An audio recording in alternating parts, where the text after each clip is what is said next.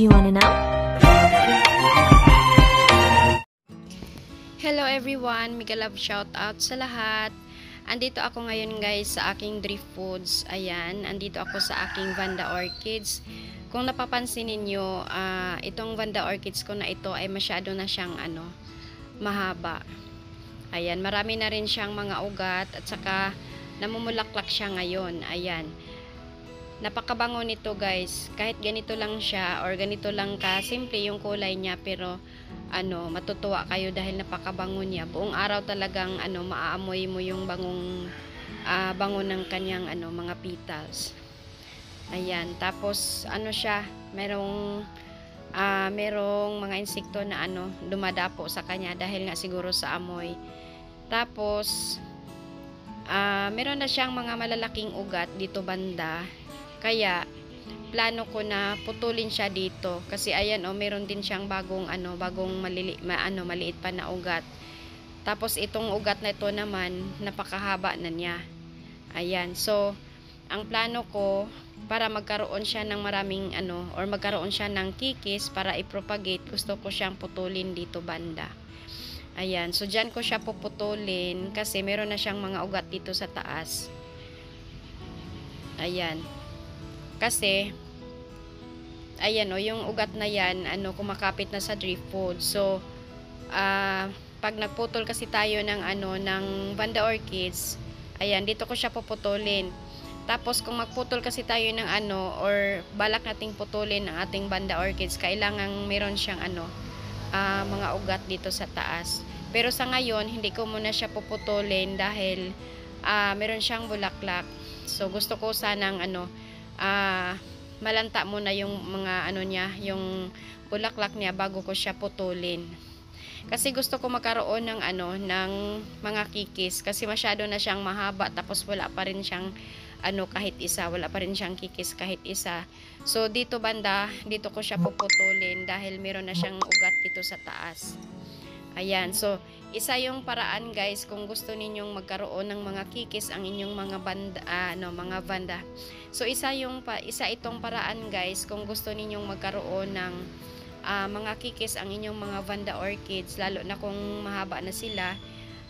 Putulin lang natin sila para magkaroon sila ng kikis. Pero bago natin putulin, kailangan muna nating tingnan kung meron siyang mga healthy na ugat dito sa itaas banda bago natin putulin, para sigurado na mabubuhay talaga yung yung naputol. Ayan, so abangan natin na matapos itong bulaklak. Hello again everyone, today is February 25 at ang first part ng video na ito was filmed on December 8, 2024. So it's almost 3 months na mula nang na-videohan ko ang itong Vanda na pinakita ko sa inyo ngayon. At tulad ng sinabi ko na nung binidyohan ko ito, sabi ko na bala kong puputulin siya para magkaroon ng ng mga kikis. So ito na nga guys, ayan, last month siguro mga January 25, January 15 yata yon, pinutulan ko siya. Kaya lang hindi ko na naipakita dahil nakalimutan kong kuhanan ng video nung pagputol ko. So ito na siya. Tapos ayan, kung napapansin ninyo, merong bakas ng kandila dahil nilagyan ko siya ng ng kandila pagkatapos ko siyang maputulan. Gumaya ako sa iba na pag nagputol sila ng kanilang Vanda Orchids ay nilalagyan nila ng ng kandila yung dulo ng bagong putol para hindi mapasukan ng ng bakterya or tubig yung yung dulo, yung part na pinutulan. Kaya ayan, kaya yun ang ginawa ko.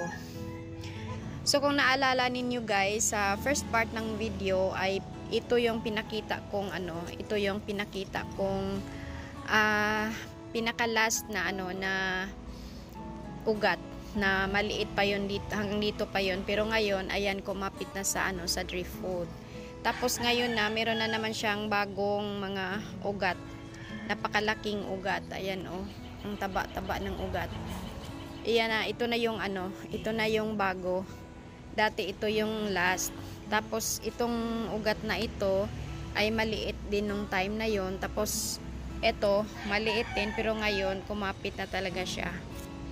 Ayan. So tulad ng sinabi ko guys, ayan, meron na siyang mga kikis. Ayan, meron siyang dalawang kikis dito. Ayan. Mahigit isang buwan lang mula nang pinutulan ko, nagkaroon na agad ng ano, ng bagong, or nagkaroon na agad ng dalawang kikis. Ayan, ang taba-taba pa naman. Tapos itong ano na ito, itong ugat na ito, dati hindi pa ito kumapit, pero ngayon, ayan, kumapit na talaga siya sa ano, sa Driftwoods. Ayan. Tapos dito meron na siyang bagong ano, dalawang ugat. Tapos ito yung bulaklak dati na sabi ko saka ko papuputulin kung malanta na. So ito na yung ano, ito na yun siya, pinutol ko na.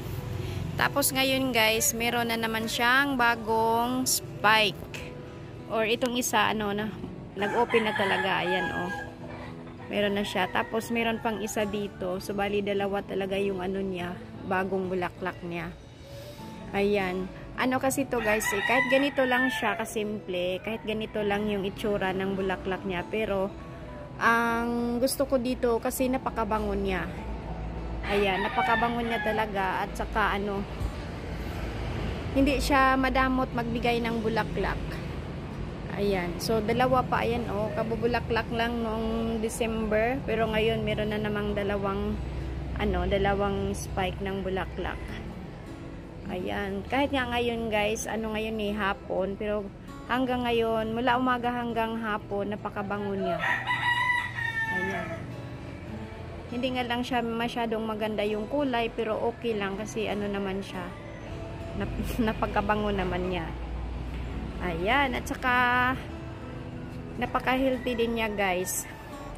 Kaya kung gusto nating ano, yun nga guys, kung gusto nating magkaroon ng mga kikis ang ating mga Vanda orchids, ganito lang yung gagawin natin. Puputulin lang natin yung ano, yung stem niya pag medyo mahaba na talaga siya. Pero make sure lang na pag nagputol tayo, meron siyang mga ano, healthy na mga ugat dito sa itaas banda para sigurado talaga siyang mabubuhay. Ayan, tulad nito, ayan, meron na naman siyang bagong malalaking ugat na dalawa. So, pwede ko na naman itong putulin dito banda. Ayan, pwede ko itong putulin para magkaroon na naman ng panibagong kikis dito. Tulad dito sa baba na nagkaroon na naman ng ano, ng bagong kikis. So, ano, ganito din ang gagawin ko dito sa itaas. Kasi meron na naman siyang mga bagong kikis. So, hindi na ito so pwede ko na siyang putulin. Ayan. Pero yun nga, kung magputol tayo, dapat ano, meron na talaga siyang ano, meron siyang mga kikis dito sa itaas. Ay no, pag nagputol tayo, dapat meron siyang ano, mga ugat dito sa itaas para sigurado siyang mabubuhay pag itanim natin. Masyado na kasi siyang mahaba guys. Ayan oh, kung napapansin niyo, halos kasing taas na siya ng ano, Driftwoods. Kaya kailangan ko talaga siyang putulin para ano, para ilipat ko siya dito sa baba para hindi na siya lalampas pa sa Driftwoods. Ayan. Kung alam niyo lang guys, hanggang ngayon nangangamoy talaga siya. Maaamoy mo talaga yung bango ng ano, ng bulaklak niya. Ito ang gusto ko dito sa ano na ito, sa Vanda orchids na ito, kasi hindi siya madamot magbulaklak at saka napakabango. So mas gusto ko pag marami siya, siguro mas mabango yung paligid. Ayan.